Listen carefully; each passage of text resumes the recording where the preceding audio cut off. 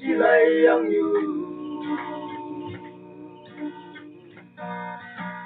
mưa cây vỡ là phân bông phê ăn nhô đi bằng như hư tâm có mong nhô mấy đêm đang ngọc đi mong quên như chỉ lấy bóng sáng cả cao ngang nâng sáng xi mà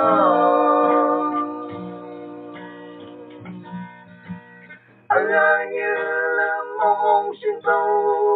chỉ sương lâu lâu chẳng hai ba câu lang mình tôi đại đời bất kỳ ai này ta này như châu chỉ ngờ phong đầy ô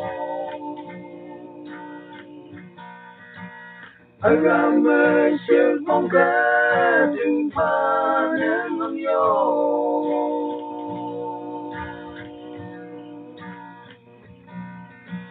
anh là như lâm phong vùng sinh công mà chẳng chỉ đi cùng anh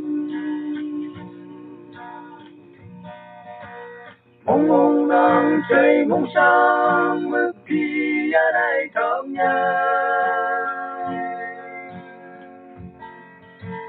anh là như lâm ca đông như lấy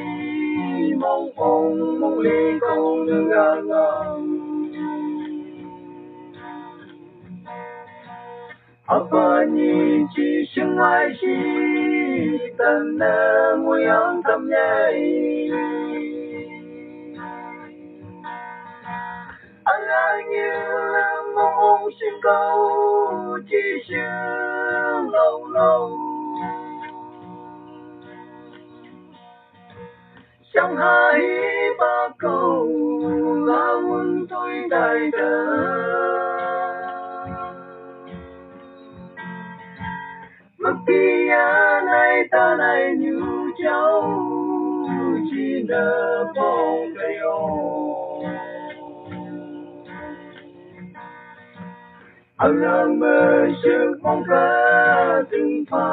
nắng ngông nhô anh làm mơ sự mong cả từng pha